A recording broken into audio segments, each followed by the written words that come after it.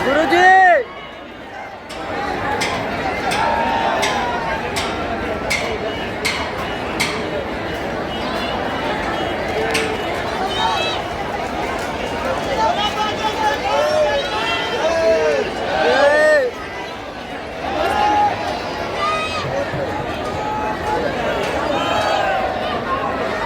गुरुजी गुरुजी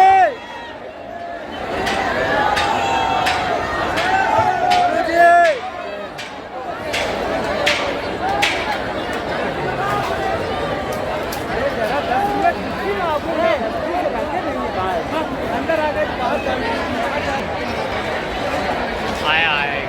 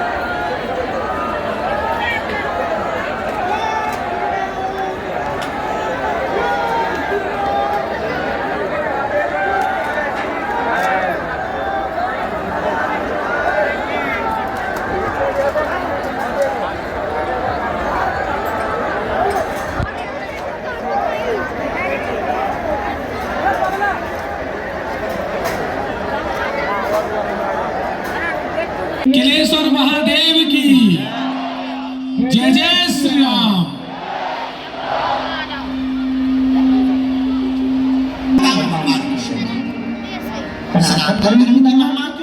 सनातन का मतलब संपूर्ण सृष्टि में जितने भी देश हैं, द्वीप हैं, उपद्वीप हैं, महाद्वीप हैं, जहाँ जहाँ रहने वाले मनुष्य मात्र हैं, उन सबकी जीवन शैली जीने की आचार संहिता का नाम सनातन धर्म है। हर चीज की एक आचार संहिता होती है, मनुष्य की आचार संहिता सनातन धर्म है। अभी हम जब सौरभ जी के साथ बैठे थे कमरे में चाय पी रहे थे, ये अमेरिका में रहते WWE में विदेशों करते, तो हम उनसे बात कर रहे थे, तो हमने कहा कि आपको विदेश कैसा लगा। हम भी गए थे 2-4 दिन के। बोले गुरुजी अकेला रहना हो तो अमेरिका में रहो और मजे में रहना हो तो भारत।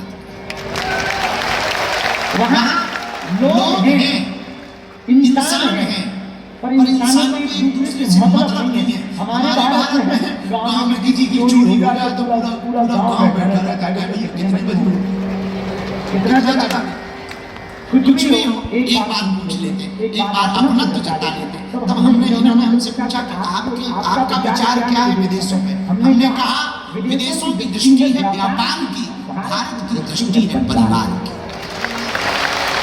ये कोई हम बिना तर्क की बात नहीं कर रहे, शास्त्र कहते हैं वसुदेव कुटुंबकम। हमारे शास्त्र कहते हैं सारा संसार हमारा है। इसलिए हमने कहा पहला सौभाग्य मनुष्य का तन, दूसरा सौभाग्य भारत जैसा वतन, तीसरा सौभाग्य सनातन धर्म, चौथा सौभाग्य जगह क्या तत्वधारी बुद्धि के मालिक बनना है, विचारवान बनना है, प्रज्ञावान बनना है, बुद्धिमान बनना है। मेरे पास जब तक आप प्रज्ञावान, तत्ववान, विचारवान, बुद्धिमान नहीं बनोगे तब तक आप जीवन जीने का आनंद नहीं ले पाओगे। इसलिए भारत के लिए हम आज का सूत्र देना चाहते हैं, इस भारत में भिक्षा की जगह शिक्षा पर जोर दिया जाना चाहिए। भाई बहन याद रखना मेरे भाई और मेरे बहनों, आप भिक्षा को बढ़ावा दोगे तो कंगाल बनोगे, शिक्षा को बढ़ावा दोगे तो शूर बनोगे। क्योंकि कर बढ़ा के आज लोगों को हराया नहीं जा सकता। जीने का मजा अगर आपको लेना है आपको बुद्धिमान बनना पड़ेगा। और हमसे कोई पूछे कि बुद्धिमान कैसे बना जा सकता, बुद्धिमान कोई गुट्टी नहीं है कि पिया जा सके। अनुभव और पढ़ाई ये दो चीजें हैं जिंदगी में जो आपको बुद्धिमान बना सकते हैं। तीसरी जरूरत हमें लगती है, एक आज किसी ने हमको पत्र भेजा, सुबह सुबह कोई पढ़ा लिखा होगा, वो थोड़ा मोड़ा अंग्रेजी लोग पढ़ लेते हैं तो प्रायः बोल देते हैं। ये कोई पत्र हमारे पास आया केरल से, इन्होंने हमको लिखा कि कथाओं की क्या जरूरत है, 3-3 घंटे कथाओं में बर्बाद होते हैं, समय बर्बाद होता है, इतना पंडाल लगता है, इतना खर्चा होता है, इतनी टीवी बुलाई जाती है, इतनी व्यवस्था की जाती है, भला इससे क्या फर्क पड़ने वाला है, देश का क्या भला होगा। हम आपको बहुत मानते हैं, आपकी कथाएं बहुत सुनते हैं, लगभग 3 साल से आपको फॉलो कर रहे हैं। कितना उल्लू आदमी हमारी कथा सुनता है और कथा न होने का क्वेश्चन कर रहा है। 3 साल से कथा सुनना और कथा ना हो इसी पर क्वेश्चन करना मेरे ठंडी के बने। तुमने कहा कि कथा क्यों होनी चाहिए? आपने लिखा आपकी पढ़ाई बहुत अच्छी है, आप IT सेल में काम करते हैं, पदस्थ हैं, बहुत अच्छा है। मेरे प्रिय, मेरी आत्मा, कंप्यूटर के जमाने में जब कोई कंप्यूटर चलाता है, इंटरनेट से कनेक्ट करता है तो कंप्यूटर में वायरस आ जाता है। जब वायरस आते हैं तो कंप्यूटर हैक होने लगता है। तब क्या किया जाता है? एक एंटीवायरस नाम का प्रोग्राम इंस्टॉल किया जाता है, उससे एकदम कंप्यूटर स्मूथ हो जाता है, तब ठीक से चलने लगता है। तो कंप्यूटर के वायरस को मिटाने के लिए जैसे एंटीवायरस प्रोग्राम इंस्टॉल किया जाता है, वैसे माइंड ऑफ सीडी हमारा कंप्यूटर है। इसमें जब विचारों का वायरस आ जाए तो कथा प्रोग्राम इंस्टॉल कर लेना चाहिए। तुम्हारी बुद्धि को ठीक करने के लिए बेहतरीन औषधि, तुम्हारे मन मस्तिष्क को खोलने के लिए बेहतरीन औषधि, तुम्हारा आईना दिखाने के लिए बेहतरीन औषधि। कथा का मतलब ये नहीं बुरा मत मानना, कलाकार के पागलों, हमारी बातों तुम्हें साथ कड़वी लग सकती है, बुरी लग सकती, ये महत्वपूर्ण नहीं है कि तुम हमारी कथा में बैठे हो। महत्वपूर्ण तो ये है कि तुम्हारे अंदर हमारी कथा बैठी। आप हमारी कथा में आए, ये कोई तुमने हम पर उपकार नहीं किया, भगवान पर भी तुमने कोई उपकार नहीं किया, तुम कथा में बैठ गए, ये कौन सी बड़ी बात है? थिएटर में जाके भी तो बैठ जाते, मंत्रालय में भी तो बैठ जाते, पड़ोसी के घर के बाहर भी बैठ जाते, तो तुम कथा में भी अगर बैठ गए तो कोई उपकार तुमने परमात्मा पर नहीं किया। और ये भी तय है कि तुम 7 दिन की कथा सुनकर के समझो कि तुम्हारे सब पाप कट गए, तो ये उल्लू बना जो किया है वो होना है। और 7 दिन की कथा सुनकर ये तय है कि तुम एक नई जिंदगी जीने की कला लेकर के जाओ। आप कितने गहरे पानी में अपना आकलन कर पाओ, इन 7 दिन में ये बात तो तय है तुम उस परम सत्ता से कनेक्ट हो पाओगे जिसने तुमको बनाया। इन 7 दिनों में ये तो तय है कि तुम कुछ नए विचार भी सकारात्मक और आध्यात्मिक विचारों को भर पाओगे। मेरे प्रियजन, हम पर तो करेरा में बगीचा वाले हनुमान जी की कृपा, हमने सुना ये के देवता हनुमान जी का बड़ा प्यारा स्वरूप, मंदिर जा बैठते बगीचा वाली माई, अद्भुत जगह। हम दर्शन करेंगे, आप लोगों को हमारे कारण के स्वागत हो। हमने प्रणाम कर लिया था कि हम आएंगे, आपको भी आकर के खुआएंगे। पर हम एक बात कहना चाह रहे हैं, आपसे प्रार्थना करना चाह रहे हैं, आप जिस शरीर में कोई साधारण भूमि नहीं है, यहाँ के भगवान की किसी कथा से आपको सुनाते हुए पिछाने वाला सत्य घटना, वो बगीचा के हनुमान जी का चमत्कार। हमारी तो कई बार रोमावली खड़ी हो जाती है, करेरा के बगीचा से हनुमान जी की चर्चा आती है। एक साधारण सा सिपाही खाने में पदस्थ है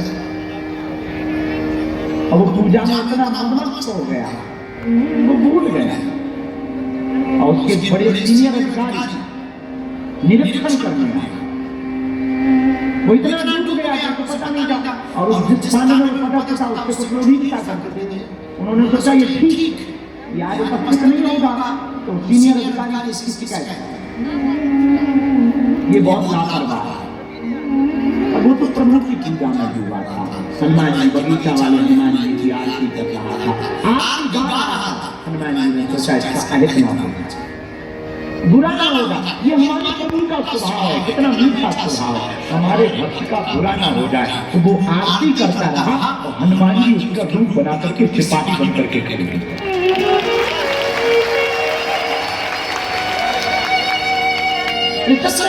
तो बगीचा वाले हनुमान जब बाहर आया उसने पूछा, हमने सुना कि कोई अधिकारी आए थे। बोले आए थे, और तुम भी तो थे। बोले हम कहाँ थे, हम तो आरती कर रहे थे। तो बोले तो यहाँ को सलूट भी किया हमारा। तब वो समझ गए हम जिसके पास थे, हम जिसका चिंतन कर रहे थे वो हमारी चिंता कर रहा है। मेरे आत्माओं, मेरे प्रिय जनों, मेरे प्रिय सदस्य, हम तुमसे प्रार्थना करें, हम जिस परमात्मा का चिंतन करेंगे वो हमारी चिंता करेगा। इसलिए बहुत जगह लिखा हुआ मिलता है तो चिंता मत कर, मैं बैठा। भगवान ऐसा कहते हैं, गीता में भी भगवान ऐसा कहते हैं, तू चिंता कर, मैं बैठा। फल की चिंता मत कर, परमात्मा कहते मैं बैठा। भगवान के पास जाकर तुम ये मत करो समस्या विकट है। समस्या के पास जाकर कह दो मेरा परमात्मा मेरे निकट है,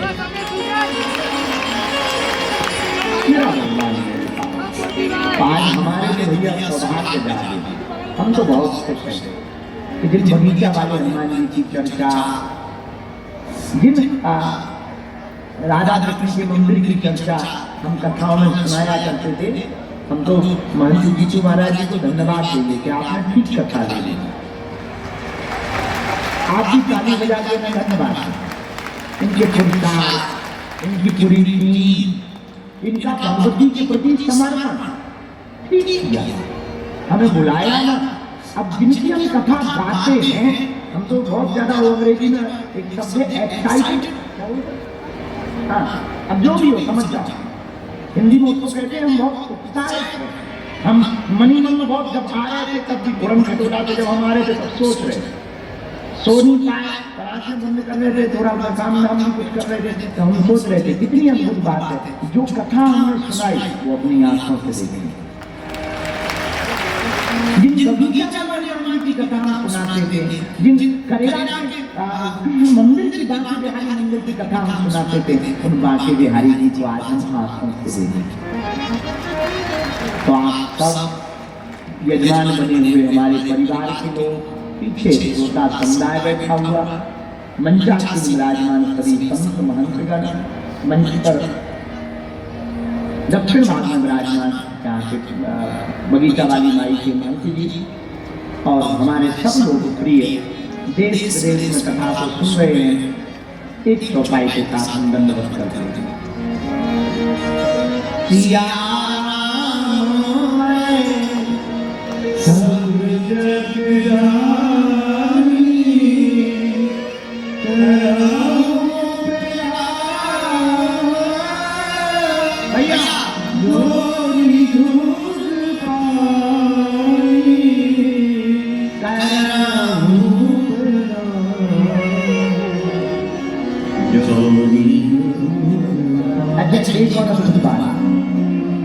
ये जो भूमि है ना, ये संतों की तपोभूमि है। भानगिर बाबा के चमत्कार को चमोर सुनाई देगी। हाँ, उनकी तपस्या का कार्य है, जिनके कारण श्री बगीचा वाले हनुमान जी सब पर कृपा करते हैं। और हाँ, हमको पता लगा कि ये हनुमान जी नहीं, न्याय के देवता। कोर्ट कचहरी के मुकदमा के लिए प्रार्थना कर लो, कोई झूठी का कमी नहीं खाता, चटा पकड़ देता है। पर कुछ दिनों में ना राजाओं के बाद थोड़ा सा एक समय ऐसा आया था कि सब तक चर्चा नहीं पहुंच पा रही बगीचा वाले हनुमान। अब उनकी लीला देखो, एक ऐसे तीन मंडली खड़ी हुई मां भद्रकाली कंकाली सेवा समिति, जिन्होंने ऐसा बृहद आयोजन की रचना रची कि पूरी दुनिया के लोग खिंचे चले आ रहे हैं। झांसी भी, शिवपुरी भी, ग्वालियर भी, अच्छा ये तो डबरा से आ गया, बल्कि अमेरिका में रहते थे। अब ये कभी जाएंगे, फिर से अमेरिका जाएंगे, वो करते WWE ने देखा होगा, ये त्रिपुट लगा करके ऐसा बोलता। ये इनका एक और पार्टनर है रिंकू, हाँ रिंकू के साथ ये दोनों करते हैं ऊपर। ये जब वहां जाएंगे, ये अमेरिका में भी चर्चा करेंगे कि मध्य प्रदेश के शिवपुरी जिले में एक करेरा है, वहां से हनुमान जी बगीचा वाली माई है।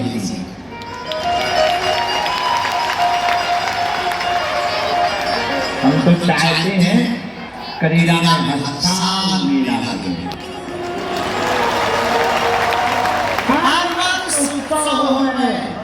संतों का क्षेत्र, क्योंकि ये संतों की नदी के यहाँ संधि आना चाहिए, और जो जैसे वाले हैं उनकी छटनी वाले जिनको गलत से दिख गया उनको जाने दे बाईपास। हम तो बहुत धन्य हैं, हनुमान जी को प्रणाम करते हैं, प्राचीन गणेश भगवान को भी प्रणाम करते हैं। हम बहुत खुश हैं, हमें लग नहीं रहा था कि हम कथा बोल पाएंगे, क्योंकि थके हुए बहुत थे, सो नहीं पा रहे थे, तब यात्रा करके हमें लग रहा था कैसे जाएंगे। अभी आने तक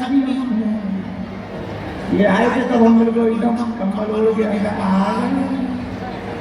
जब हम बताया गया 3 बजे चलो, हम क्यों, अरे हो गई। हमने पूछा कितने बजे कथा, बोले 2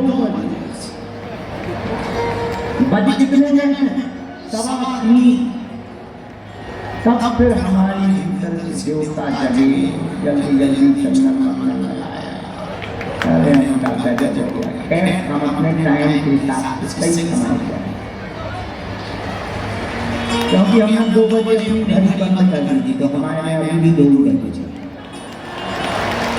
वो बात अलग है, हमारे 4-5 बजे हमारी घड़ी खराब है, अमेरिका की हो सकती है, हमारी तो 2 ही बजे जाना था, ये चले हमने 2 बजे पे कांटे में कर दिया था, चले नहीं काटे।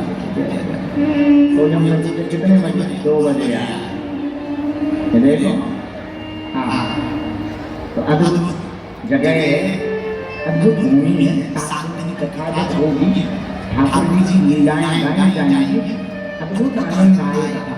हमें तो ऐसा लग रहा बगीचा वाली माई और बगीचा वाले हनुमान जी बहुत पंजाब में एक तरफ माई बैठी होगी और एक तरफ बगीचा वाले हनुमान जी बैठकर गदगद हो रहे हैं। तो तारक की श्रीमद् भागवत कथा में हम सब कथा का रस सबको नहीं मिलता, जैसे बड़े भाग के मनुष्य को मिलता ना, वैसे बड़े भाग से भगवान का सत्संग प्राप्त होता है। अच्छा सत्संग तो सबको नहीं मिलता, करेगा नाम सुखी जाति में लाखों लोग हैं, सब नहीं आ पाएंगे ना। और बात भी जैसे हमारे गांव में कहावत है, सभी बिटियां प्रयागराज जाने लगेंगी तो गांव नाम क्या चल जाएगा, बुरा ना मानना, बात तो कही है। अब किसी को बुरा लग जाएगा, आई है बेबी नॉट सॉरी, तो सबको नहीं मिलता, ये सबको नाम मिल जाएगा तो सबका ज्ञान हो जाएगा। मानो ना जिनको भगवान बिनु सत्संग विवेक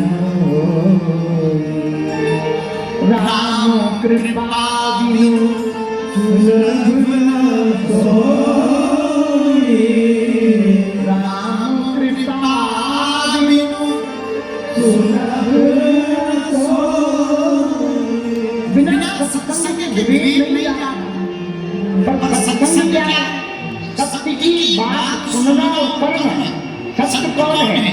सत्य व्रतम सत्य परम सत्यम सत्यस्य योनिम निहितम च सत्य, परमात्मा ही सत्य है। हम लोग गाँव के लोग हैं, आप लोग तो जानते होंगे, हम लोग कभी कभी जब उत्सव होता है, शादी विवाह हो जाए तो हम लोग पूजा करवाते हैं सत्यनारायण भगवान, कथा करवाते हैं सत्यनारायण। सत्यनारायण की कथा का 5 अध्याय। कुछ लोग तर्कवादी दिखते, महाराज जो कथा तो है नहीं, उसने कथा सुनी तो ऐसा हो गया, उसने कथा सुनी तो ऐसा हो गया। कथा कौन सी सुनी?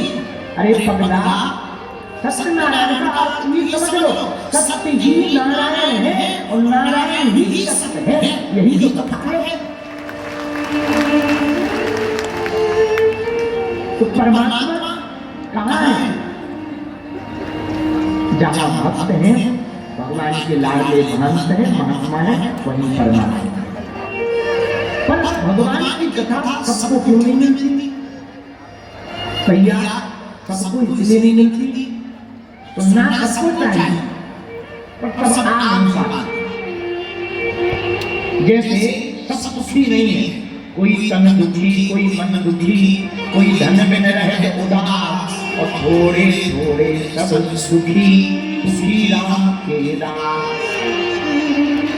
जैसे थोड़े थोड़े सब सुखी है, मैं भी सब कथा नहीं सुन पाता। अच्छा, कुछ लोग तो कथा में वो भी आते, कुछ लोग पड़ोसी पड़ोसन के चक्कर में। कुछ लोग कई प्रकार के श्रोता होते हैं, एक पहले प्रकार का श्रोता, एक होता श्रोता, एक होता श्रोता, एक होता श्रोता, एक होता है श्रोता। 4 प्रकार के श्रोता होते हैं। पहले प्रकार का जो श्रोता होता है वो बड़ा गजब का होता है, घर से कभी चप्पल पहन के नहीं आएगा, कथा से कभी खाली नहीं जाएगा। एक दूसरे होते हैं, ये बड़े गजब के होते हैं, ये होते हैं श्रोता। बिड़ी होता बिड़ी माता तो हम डालेंगे खाना बोल,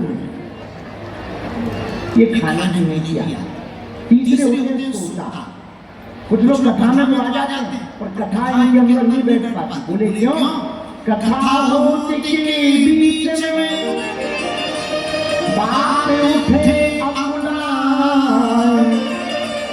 या सोवे या लड़ पड़े या उठ के अब जाए। कुछ लोगों के अंदर पूर्व समय के लिए हुए पाप बड़े परेशान करते हैं, इनको कहते हैं श्रोता।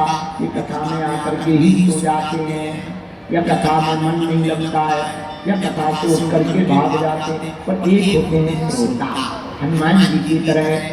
हनुमान जी कैसे श्रोता? प्रभु चरित्र सुनवे को रसिया, राम लखन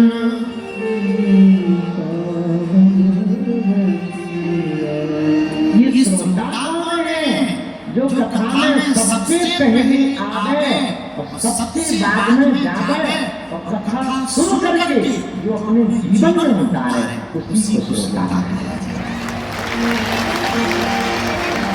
बोलो सीताराम, जोर से बोलो। अब प्रश्न दूसरा, कथा कितनी जरूरी? जितना जीने के लिए श्वास जरूरी है, उतनी ही जीवन को वास्तविकता से समझने के लिए भगवान की कथा जरूरी है।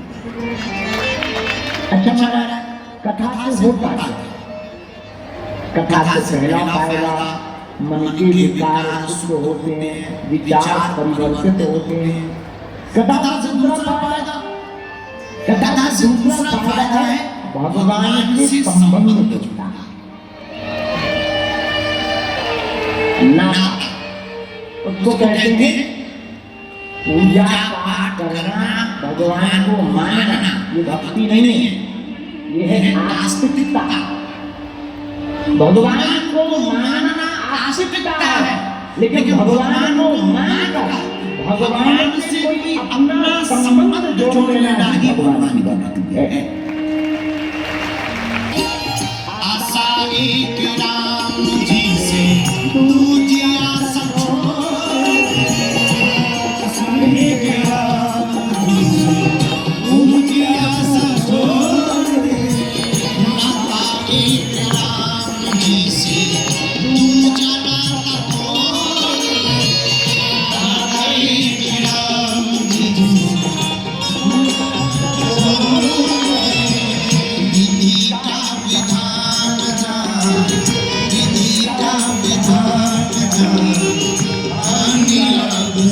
जय विद्या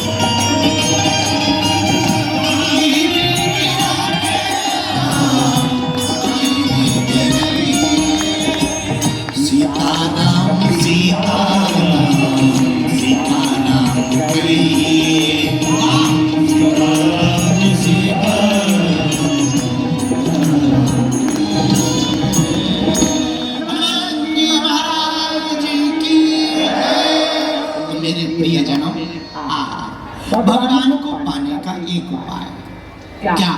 भगवान से कोई नाता जोड़ो, कोई संबंध स्थापित।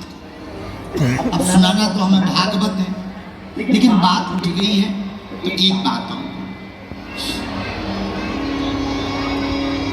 भगवान परमात्मा तो संबंध से प्रकट हो ही जाता, नाता जोड़ने। परमात्मा की छोड़ो, अपना बुंदेलखंड इतना अद्भुत है कि यहाँ तो साधारण आत्मा भी हरदौल के रूप में मरने के बाद भी अपने बहन के लिए प्रकट हो जाता है। जब साधारण आत्मा अपने संबंध को निभाने के लिए मरने के बाद भी भाव भरने जाते हैं, तो क्या वो परमात्मा प्रकट नहीं हो सकता है? अरे यहीं पर रहने वाले करेराम में ही गुरु और चेला की समाधि, जीवंत समाधि, इसका उदाहरण क्या? भैया साधारण आत्मा भी अपना नाता निभाती है, महात्मा भी अपना नाता निभाते हैं, उसी प्रकार परमात्मा भी अपना नाता निभाते हैं। तो भगवान की प्राप्ति में, भक्ति में सबसे महत्वपूर्ण साधन, बढ़िया साधन क्या है? भगवान से कोई संबंध जोड़ लो। बोलो सीताराम, जोर से बोलो और जोर से बोलो। अब इसका मतलब ये नहीं है कि तुम कल से ही भगवान को अपना मालिक बना लो, फिर नौकर बन के कहो ले आओ 10,000 दे दो ना। बोला था महाराज जी कह रहे थे नाता जोड़ लो, भगवान निभाएंगे, हलवा नहीं निभा रहे, ठटरी के बने न खटा सर चल। अरे भगवान तो निभाएंगे, पहले तुम तो निभाओ, तुम तो अपना प्रेजेंटेशन बढ़िया दो। जब आप प्रेजेंटेशन बढ़िया देंगे तो निश्चित रूप से परमात्मा भी रह नहीं पाएंगे। हम ये कथाओं की बात तो कह ही रहे, हम अपने निजी जीवन का अनुभव बता रहे। न जाने कितने कितने प्रपंच आए। इसी 9 दिन की यात्रा भी परसों ही पूर्ण हुई, 160 किलोमीटर। हमारे जैसा आलसी 1 किलोमीटर नहीं चल सकता, चल ही नहीं।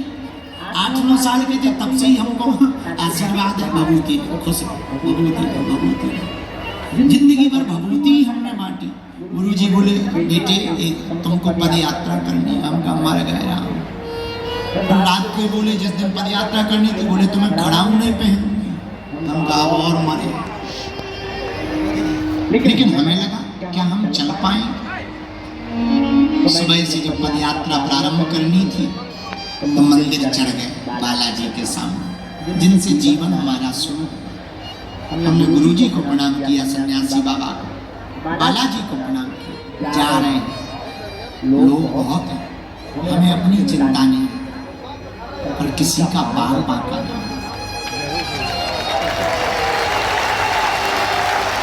और जिस काम के लिए जा रहे हैं वो सफल हो जाए। मंचों से तो हमने बहुत बातें करी, अब गांव गांव जमीन जमीन में उतर कर पिछड़े पिछड़े लोगों को गले लगा करके कार्य करेंगे। और इस देश की जो बीमारी है भेदभाव की, छुआछूत की, ऊंच नीच की, घृणा की दृष्टि से जो समाजों को, जातियों को देखा जाता, हिंदू घट रहा है, धर्म विरोधी बढ़ रहा है, ये दूर हो जाए। हिंदू घटे ना, हिंदू जातियों में बटे ना, हिंदू एक हो जाए। हमने तो इतनी प्रार्थना की, आंखों में आंसू आ गए और सच घटना बता रहे हैं भैया। हनुमान जी करे किसी की नजर न लगे। 9 दिन हो गए, 3-3, 5-5, 10-10 लाख लोग रोड पर रहे। थोड़ी मोड़ी चोट को छोड़कर किसी का बाल बांका नहीं। 9 दिन 160 किलोमीटर, दूसरे तीसरे ही दिन में ही हमारे पैर फट गए और वो पड़ गए पानी के फोड़ा। चलने में बड़ा दर्द होने लगा। हमने दूसरे दिन गुरुजी से रात को कहा 10-11 घंटा पैदल चले, जब फोड़ा पड़ गए अब सोचने लगे क्या अब हम चल पाएंगे, हमारा संकल्प टूट तो नहीं जाएगा, पैर लड़खड़ा तो नहीं जाएंगे, हम गिर तो नहीं जाएंगे। डॉक्टर पट्टी बांधने लगा, दर्द की दवाइयां देने लगे। डॉक्टर ने कहा कि थोड़ा आप धीमे चलो, जूता पहनो। सबने कहा कि आप जूता पहनो। हमने कहा नहीं, हमारे गुरु ने हमें आज्ञा दी है, जिसने हमें आज्ञा दी है हमारी चिंता वो करेंगे। आपको बता रहे आज तो हम यूं मान के चलो कि सीधा पदयात्रा करके पूरा फल करेगा वालों को ही मिला। और हम इतने आलसी, हमें खुद लग रहा था कि कथा हम पहले सोच रहे थे कि थोड़ा टाइम बढ़ा दें, 2-4 दिन आगे कर लें, फिर कर लेंगे। थकावट बहुत है, शरीर में पीड़ा ऐसी है जैसे किसी ने लठ मारी। धर्म का मुश्किल है, लेकिन ये हनुमान जी का प्रत्यक्ष प्रमाण है भैया। भारत के इतिहास में आजादी के बाद एक नई क्रांति ऐसी पहली बार सड़कों पे देखने मिली कि हिंदू एक होकर के धर्म विरोधियों के लिए सड़कों पर निकले। और क्या बड़ा क्या छोटा, नेता, अभिनेता, महात्मा, साधारण आत्मा, सबने एक ही सड़कों पर पुकार लगाई, जात पात की करो विदाई, हम सब हिंदू भाई। पूरे देश में चर्चा, पूरे देश के लोग, ये क्या हो गया, धर्म विरोधी कई लोग चलाने लगे, बाबा को बैन कर दो, बाबा को बंद कर दो, कठट नहीं भरा, हम नहीं रुकेंगे। अब तो हमने और प्रण ले लिया, मंचों पर अमीर आ जाते हैं, बड़े बड़े नेता आ जाते हैं, बड़े बड़े अभिनेता आ जाते हैं, पिछड़े और बिछड़े नहीं आ पाते हैं। तो कल हमने प्रण लिया है करेरा के उन लोगों को आरती कराएंगे जो पूरे नगर की सफाई करते हैं, कल उनको नगर पर चलाएंगे। जो कभी मंचों पर नहीं आ पाते, जो कभी बेचारे छुआछूत के कारण नहीं आ पाते, गरीब सिर्फ ताली बजाने के काम आता है, मंचों पर तो सिर्फ गरीब आ पाता। लेकिन हमने प्रण लिया इस देश में ना कोई बड़ा होगा ना छोटा होगा, ना ऊंच होगी ना नीच होगी, सब हिंदू होंगे और हम उनके हाथों से आरती करेंगे। तो हम महंत जी को कहेंगे कल आप सबको बुलाओ और केवल उनसे आरती नहीं करवाएंगे, हम उनके साथ चाय भी पिए, क्योंकि अगर उनको हमने अलग कर दिया तो वो धर्मांतरण कर लेंगे, कन्वर्टेड हो जाएंगे, वो या तो ईसाई बन जाएंगे या मुसलमान बन जाएंगे। हिंदुओं ने एक दृष्टि से देखा, घृणा से देखा, इसलिए उन लोगों ने धर्म परिवर्तन किया और हिंदू कमजोर होता जा रहा है। अब हिंदुओं को एक बात पर चलना पड़ेगा, भेदभाव मुक्त भारत होकर के हिंदुओं को एक होना पड़ेगा कि हम सब भाई भाई हैं, तभी भारत बच सकता है, तभी हिंदू बच सकता है।